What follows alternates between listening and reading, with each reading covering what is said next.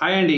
లైవ్లో నామినేషన్స్ హాట్గా జరుగుతున్నాయి. మంచి ఇంట్రెస్టింగ్గా ఉన్నాయి. చాలా కాలం తర్వాత point to point elaborate explanation, అలానే పాయింట్ టు పాయింట్ డిఫెండ్ చేసుకున్న విధానం ఇవన్నీ కొద్దిగా బాగున్నాయి. అంటే పెద్దగా అరుచుకోకపోయినా, లేదు పెద్దగా ఫైటింగ్ లాగా ఫైర్ లేకపోయినా, కానీ కొద్దిగా లాజికల్గా మాట్లాడుకున్నారని ఫీల్ కలిగింది. ముఖ్యంగా ముందు లైక్ చేయండి. లైక్ చేస్తే మన వీడియో ఎక్కువ మందికి రీచ్ అవుతుంది. గౌతమ్ కృష్ణ, అలానే హరితేజ, అదేవిధంగా నైని పావని. సో ఫస్ట్ గౌతమ్ కృష్ణ నుంచి మాట్లాడుకుందాం. గౌతమ్ చాలా స్మార్ట్గా 2 పాయింట్లు తీశాడు. కానీ గౌతమ్ చెప్పిన పాయింట్స్ నాకు బాగా నచ్చింది. ఇక్కడ ఈ ఎలిమినేషన్ నేను ఒక యాజ్ ఏ వ్యూవర్గా చూసి చెప్తున్నాను. బయట నాలాంటి వాళ్ళు ఎలా ఫీల్ అయ్యారన్న దాన్ని చెప్తున్నాను. మీరు చాలా జాగ్రత్తగా వినండి ఈ నామినేషన్స్. వీటిని అనాలిసిస్ చేసుకోండి. మీకు కూడా చాలా మంచి జరుగుతుంది. మీ మంచి కోసమే చెప్తున్నాము అని చెబుతూ, అలానే నెక్స్ట్ వీక్ నుండి నా నామినేషన్ చేస్తాను. అంటే పర్సనల్గా నేను మిమ్మల్ని చూశాక ఇక్కడ మాకు ఎలాంటి ఫీలింగ్ కలిగింది, నాకు ఏది నచ్చింది, ఏది నచ్చలేదు అన్న పాయింట్ ఆఫ్ వ్యూలో నేను మీకు నామినేట్ చేస్తాను. అలానే వాళ్ళ మదర్ చెప్పిందని చెప్పేసి, ముఖ్యంగా డిగ్నిటీ అంటే గర్ల్స్ ఎంత రెస్పెక్ట్ ఉంటుంది మనకి ఇండియాలో, మీరు మాట్లాడుకున్నప్పుడు కొద్దిగా ఇదవుతున్నారు. అలానే మీకు ఎవరైనా మిమ్మల్ని మీరు చెప్పే పాయింట్ కానీ, మీరు తీసుకున్న ఒక జోక్ కానీ ఏదైనా సరే అవతల వాళ్ళు తీసుకోకపోతే దాంతో వదిలేయండి, దాన్ని కంటిన్యూ చేయమాకండి అని. సో ఇక్కడ నేను పొద్దునుండి కూడా చాలా వీడియోస్లో చెప్పాను, ఇది చాలా ఉపయోగపడే నామినేషన్ వాళ్ళకి. అంటే కన్ఫామ్గా ఇది నా పర్సెప్షన్ అంటూ చెప్పినా కూడా ఆడియన్స్ పర్సెప్షనే. ఆడియన్స్ ఏమనుకుంటున్నాం మనము, బయట ఎక్కువ మంది ఎలా ఫీల్ అవుతున్నారు ఆ కంటెస్టెంట్ గురించి, వాళ్ళకి ఏది నచ్చలేదు, దాన్నే ఈరోజు నామినేషన్ పాయింట్ చెప్తారు. అదే వాళ్ళ గౌతమ్ చాలా క్లియర్గా చెప్పాడనమాట. యష్మికి చెప్పినా, విష్ణువుకి చెప్పినా. ముఖ్యంగా విష్ణు కొన్ని చోట్ల నాకు బాగా నచ్చింది, కానీ కొన్ని చోట్ల మాత్రం అది అనిపించింది.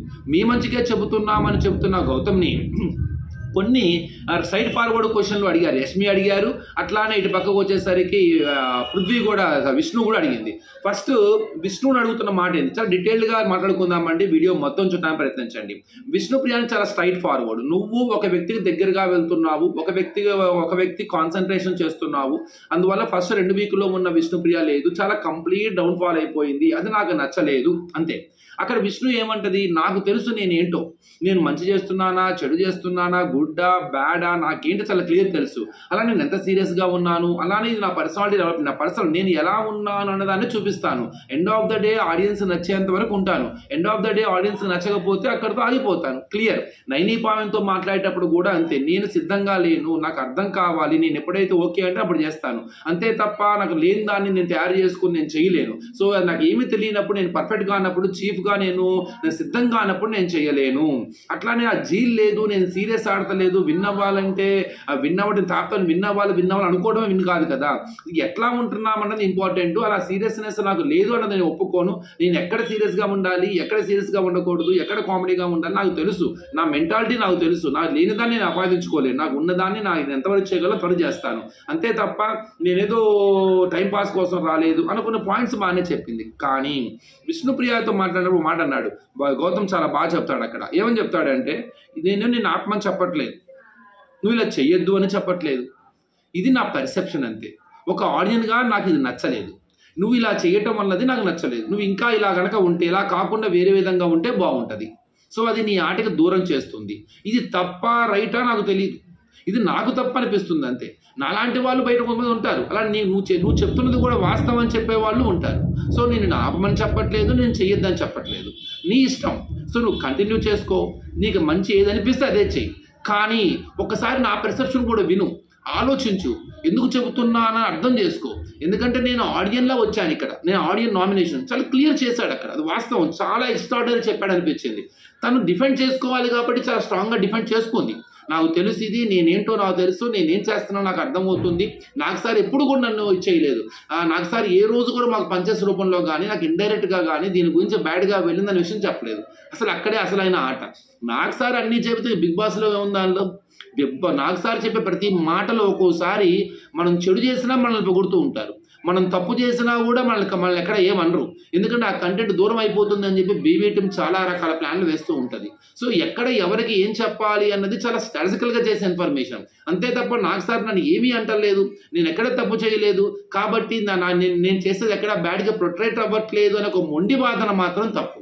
అదే విష్ణు చెప్తుంటాడు అన్నమాట, మేబీ నేను రాంగ్, నేను చేయమని చెప్పట్లా, అబద్ధం చెప్పట్లా, కానీ ఆలోచించమని చెప్తున్నాను. ఇది ఎట్లా బయటకు వెళ్తుందో అని ఆలోచించమని చెప్తున్నాను. ఒక మనిషిగా నాకు అర్థమైంది. సో ఇలా నాకు ఉండొచ్చు కదా ఇంకా. అది అక్కడ డిఫెండ్ చేసుకోవాలి. ఆ డిఫెండ్ చేసుకునే క్రమంలో కొన్ని వ్యాలిడ్ పాయింట్స్ చెప్పింది, ఒప్పుకుంటాం. సో ఒక పర్సనాలిటీ షో నేనులా ఉంటున్నాను. సో నేను ఇక్కడ వేరే వాళ్ళతో ఇప్పుడు నేను దూరంగా వచ్చాను, ఇక్కడ నాకు ఎవరు నచ్చారో వాళ్ళతో ఒక ఎమోషన్ చూపించడం కూడా ఒక గేమే అది. సో ఆ పర్సెప్షన్ చాలా క్లారిటీగా అతను చెప్పింది. కానీ కరెక్టే, కానీ అది మంచా చెడ ఆటకు వచ్చాం, అందరూ ఆట ఆడుతున్నారు. ఒక మనిషి మీద ఇష్టంతోనో కలిసి ఆడినప్పుడు గ్రూప్ గేమ్ అవుతుందిగా. అప్పుడు మిగతా వాళ్ళందరినీ మీరు చేసే ప్రతి పనిలో కూడా ఒక మనిషిని ఆపినట్టేగా. ఎలా అయితే నెగిటివిటీ చూస్తున్నావో, నువ్వు ఎట్లా అయితే మణికంఠాల నెగిటివిటీ చూస్తున్నావో, లేదా ఇంకో క్యారెక్టర్ నెగిటివిటీ చూస్తున్నావో, నీకు ఇది నాకు నచ్చలేదని చెప్తున్నావు, అట్లా అని నీకు నచ్చే వ్యక్తిలో కూడా నెగిటివిటీ ఉంటాయిగా. అంటే నువ్వు నచ్చుతున్నావు, నా నచ్చాడన్న విషయంలో నచ్చాడన్న ఒక పాయింట్ పెట్టుకొని అతనిలో ఉన్న నెగిటివ్స్ అన్నిటినీ కనపడడానికి నీకు అంతగా కనపడతలేదు కాబట్టి అప్పుడు ఆటోమేటిక్గా మీ ఇద్దరు కలిసి ఆడినట్టేగా. ఇది చిన్న టాస్క్లో కూడా నువ్వు ఏమి చేయలేవు, మీ ఇద్దరు గ్రూప్ గేమ్ ఆడుతున్నట్టేగా. అట్లా అనేది నీ ఆటకి బ్యాడ్ జరుగుతుంది, నీ ఆటకు దూరంగా వెళ్ళిపోతున్నావు, ఫైర్ కనపడతలేదు. అఫ్ కోర్స్ ఆడియన్స్ కనపడుతుంది, అది కేవలం ఫండే రోజు సండే రోజు సాటర్డే సండే రోజు నాగసార్తో కొన్ని పంచెస్, మిగతా అన్ని టైంలో మోస్ట్ ఆఫ్ ద కేసెస్ నువ్వు ఆ పృథ్వీ మాటే కలవరిస్తున్నావు. ఆటోమేటిక్ చూసేవాడికి ఏమనిపిస్తుంది, మాకు ఏది చూపిస్తారో మేము అదే ఫీల్ అవుతాం. ఇక్కడ మేము ఫీల్ అయింది రాంగ్ అని చెప్పి హక్కు నీకు లేదు, అలానే వాళ్ళు చూపించారని హక్కు కూడా వాళ్ళకి లేదు, నీకు లేదు. నువ్వు అవకాశం ఇచ్చిందే నీకు అవకాశం, అదే వాడికి క్లియర్ చెప్తారు. బిగ్ బాస్ చాలా మనకి 24/7 వీడియో కెమెరా చూసే వాళ్ళు ఉంటారు, లైవ్ చూసే వాళ్ళు ఉంటారు, మీరు గుసగుసలు వింటారు, మైక్ మాట్లాడినప్పుడు వింటారు, మీ ఎక్స్ప్రెషన్స్ వింటారు, మీ టోనింగ్ వింటారు, అన్ని రకాలు వింటారు. చాలా జాగ్రత్తగా ఉండాలి. మిమ్మల్ని ఆగమని చెప్పట్లా, కాన్షియస్లో ఉండండి అని చెప్తున్నాను, కాన్షియస్గా మాట వదలమాకని చెప్తున్నాను. అంటే ఇండైరెక్ట్గా గౌతమ్ చెప్పింది ఏంటంటే ఒక స్ట్రాటజీ ఎక్స్ప్లెయిన్ చేశాడు ఇవాళ. మీరు అనవసరంగా వేరే వాళ్ళ ట్రాప్లో పడుతున్నారు, మీకు ఆ లౌక్యం తెలియట్లేదు అని చాలా క్లియర్గా చెప్పాడు. ఇక ఇటు యష్మికి కూడా హరితేజ ప్లస్ ఇతను కూడా చెప్పింది కూడా పాయింట్స్ బాగున్నాయి. ఒక విషయం ఆ రోజు మనకు ప్రోమోలో కూడా అదే వేశారు, నువ్వు నామినేట్ నన్ను రేస్ నుండి అవుట్ చేసావు కదా, చెప్తాను అని చెప్పేసి ఒక చిన్న ప్రోమోలో అది వేశారు. ఆ క్షణాన కొంత వాళ్ళిద్దరి మధ్య వేరు, తర్వాత యష్మి చెప్పినట్టుగా వచ్చింది, తను ఇది చేసుకుంది. ఆ రోజు కూడా ఫస్ట్ తీసింది ఎవరు, మణికంఠ అని యష్మి. నువ్వు ఆ రోజు తప్పు చేయకపోయినట్టయితే అసలు ఆ మణికంఠకి ఆ రోజు కంటెంటే వచ్చేది కాదు. అసలు మణికంఠ ఈ రోజు ఇంత స్ట్రాంగ్ అవడానికి వన్ ఆఫ్ ద పిల్లర్ ఎవరయ్యా అంటే యష్మి. స్టార్టింగ్ నుంచి కూడా మణికంఠని టౌన్ చేస్తుంది, మణికంఠ వెంట పడుతుంది, మణికంఠ అని పేరు కలవరించి వచ్చినప్పుడల్లా తనను ఏదో ఒక ఇబ్బంది పెట్టాలని ఆలోచన చేసి ఇక్కడ అనవసరంగా మణికంఠ కంటెంట్ ఇచ్చేసి ఈ రోజు కూడా ఓ మాట అంటది, ఆ మాట కరెక్ట్గా వాడింది. మీ ఎంతసేపటికి మమ్మల్ని ఎందుకు చూస్తున్నారు, అదే పని ఆయన కూడా చేశాడుగా, ఆయన ముందు ఎందుకు మాట్లాడతలేదు, అసలు ఆ పాయింట్ ఎందుకు తీసుకురావటం లేదు. ఎస్, ఇది right point. Wild card entries మణికంఠపై జాలి చూపిస్తున్నారు, ఇది ఒక స్ట్రాటజీ. నిజంగా మణికంఠ నచ్చి కాదు, కారణం ఏంటంటే ఆడియన్స్ లో అందరు కలిసి టార్గెట్ చేస్తున్నారు అని ఏదైతే ఒక కంటెంట్ క్రియేట్ చేశాడో మణికంఠకి ఒక బయట ఒక అట్మాస్ఫియర్ క్రియేట్ అయిందో ఆ అట్మాస్ఫియర్ మనం కూడా వెళ్ళి ఇవ్వకూడదు. మనం కూడా వెళ్ళి అందరం వెళ్ళి నామినేట్ చేస్తే మణికంఠ ఆటోమేటిక్గా హైప్ వెళ్ళిపోతాడు. సో అది సప్రెస్ చేయాలి, అంతే. సేమ్ అదే ఎక్స్ప్లెనేషన్ చేశాడు ఇవాళ. సో మీకు లౌక్యం తెలియట్లేదు, ఓ మాట అంటారు అనమాట. ఒక దాన్ని ఒక విషయాల్లో మీరు ఎప్పుడైతే అవతల వ్యక్తిని మనం కార్నర్ చేస్తున్నామన్న విషయాన్ని ఎక్స్ప్రెస్ చేస్తున్నాడో, బయటికి ప్రొటెక్ట్ చేస్తున్నాడో, అవకాశం వల్ల ఇవ్వకుండా ఉండాల్సింది. చిన్న ఫన్ టాస్క్ అప్పుడు మణికంఠనే కావాలి, ఏదైనా టాస్క్ నుంచి బయటకు తీసేయాలి అంటే మణికంఠ కావాలి, ఏదైనా ఇష్యూ అయినా మణికంఠనే కార్నర్ చేయాలి. ఇక్కడ ఎందుకు జరుగుతుంది మణికంఠ కార్నర్?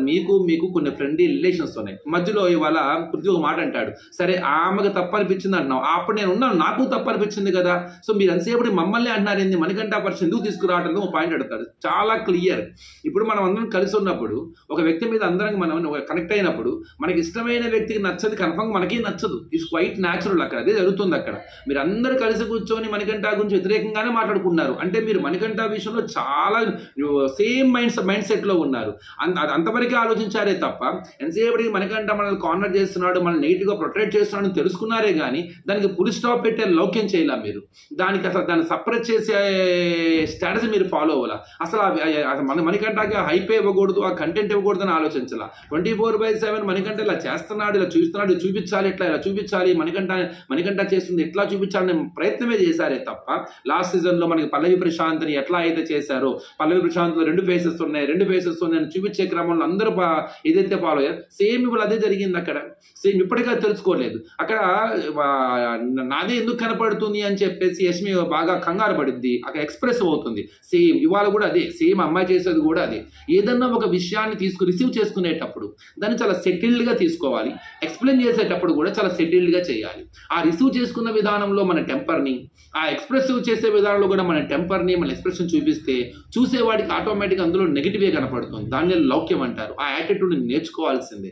అట్లా నైని భావన దగ్గర విష్ణు కూడా అంటుంటుంది అనమాట, ఇది నాకు గెలవాలనే క్యూరియాసిటీ నేను చూపించాల్సిన అవసరం నాకు సీరియస్గా ఉంది అని. అంటే అమ్మాయి ఏమంటుందంటే, అసలు నీకు ఆ జైలు లేదు, అలా లేనప్పుడు ఎందుకు వచ్చావు, నేను అన్ని ఎంతవరకు చేయగలను అంతవరకే చేయగలను. ఇప్పుడు మాట్లాడేది నైని భావ, నువ్వు ట్రై చేయాలి కదా, నువ్వు ట్రై చేస్తే కదా నీకు తెలిసేది, అసలు నేను చీఫ్కి సిద్ధంగా లేను, నాకేమీ తెలియదు అనుకున్నప్పుడు ఒకటి అసలు బిగ్ బాస్కి రావడమే పెద్ద టాస్క్ కదా విష్ణు. మరి విష్ణుకి ఇక్కడ ఎలా ఉండాలో నాకు అర్థం కావడం చాలా కాలం పట్టిందండి. అంత అర్థం ఇప్పుడు వచ్చిన తర్వాత నీకు ఇది అయిపోయింది, అసలు ఇంత నువ్వు ఉండగలుగుతావా లేదా అని చాలా భయము, నీకు ఆందోళన, ఇంత ఆలోచించేదానివి. మరి బిగ్ బాస్కే వచ్చావు నువ్వు అంటే ఒక ట్రై చేస్తున్నావుగా, ఎస్ నేను ఉండగలుగుతానా లేదా అని ఒక ప్రయత్నం చేస్తున్నావుగా.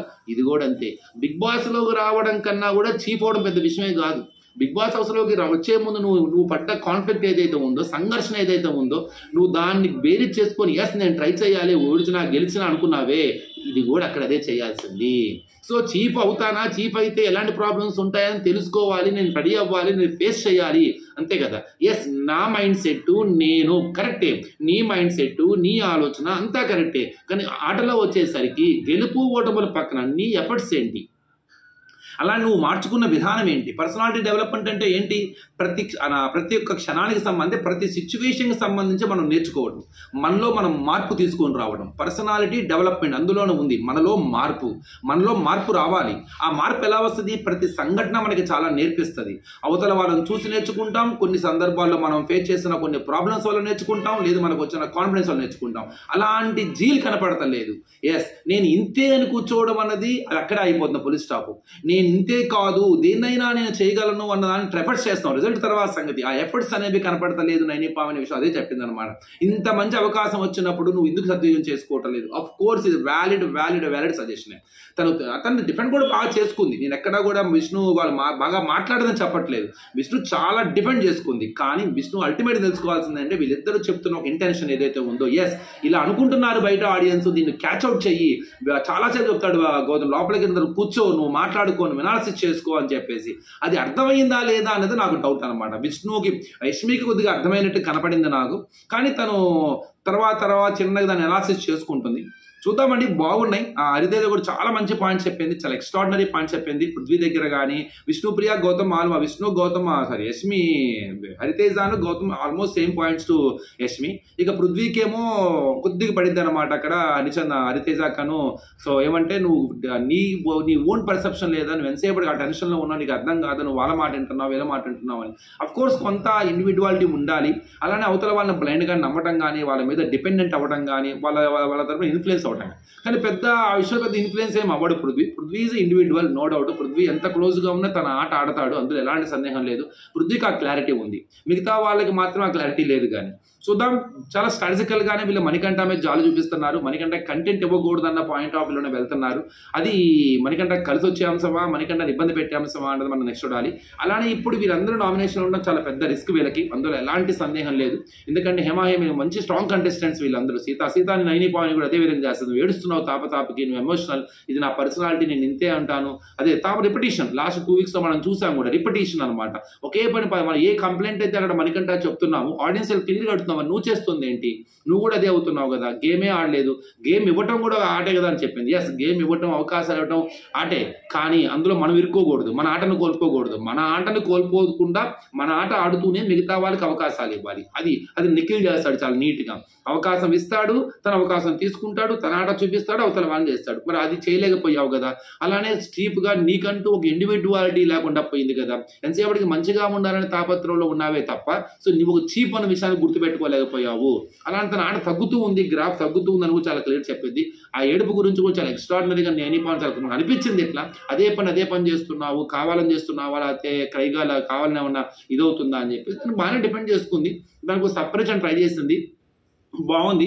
కొద్దిగా అర్థం అవ్వాలి వాళ్ళకి. అది అర్థమైందా లేదా అనే విషయం నాకు డౌట్ వచ్చిందనమాట. వీళ్ళకి అర్థమవుతుందా, క్లియర్ చెప్తుందా అన్నది ఒక విషయం అనమాట. చూద్దాం. వీళ్ళందరికీ మంచి గుడ్ ఆపరేషన్ ఇది. వీళ్ళ ముగ్గురులో ఎవరెళ్ళా కూడా కొద్దిగా మంచి బ్యాడే. చూద్దాం మన ఆడియన్స్ వీళ్ళకి అవకాశం ఇస్తారా, వీళ్ళ ద్వారా నామినేట్ అయిన మెహబూబ్, గంగవ్వ దగ్గర అవకాశం ఇస్తారా? ఆడియన్స్ ఇప్పుడు పాత వాళ్ళకి బాగా స్టిక్ అయి ఉన్నారా, ఎంతవరకు స్ట్రాంగ్గా ఉన్నారన్న విషయమే మన పెద్ద డౌట్. ఎందుకంటే ఆ రేంజ్లో వాళ్ళకి స్టిక్ అవ్వలేదు ఆడియన్స్ ఇంకా. కాబట్టి కొత్త వాళ్ళకి అవకాశం ఇవ్వడానికి కూడా రెడీగా ఉన్నారు. మరి ఆ క్షణానికి రేపు ఈ వారం పాటు జరిగే ఇన్సిడెంట్స్ ప్రకారమే ఎలిమినేషన్. బిగ్ ఎలిమినేషనే. మరి దీన్ని ఆపే సత్తా ఒక బిగ్ బాస్కే ఉంది. ఛాన్స్ ఆడియన్స్ ఇస్తారా, బిగ్ బాస్ ఇస్తారా చూద్దాం. మరి థ్యాంక్ యూ అండి. లైక్ చేయండి, షేర్ చేయండి, సబ్స్క్రైబ్ చేసుకోవడం మాత్రం మర్చిపోమాకండి. Thank you.